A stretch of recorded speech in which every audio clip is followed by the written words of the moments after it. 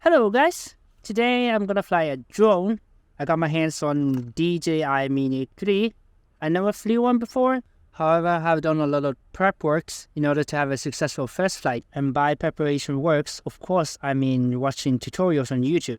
So a lot of you guys might wonder why I'm getting DJI Mini 3 instead of Mini 3 Pro. The first reason is because it's cheaper.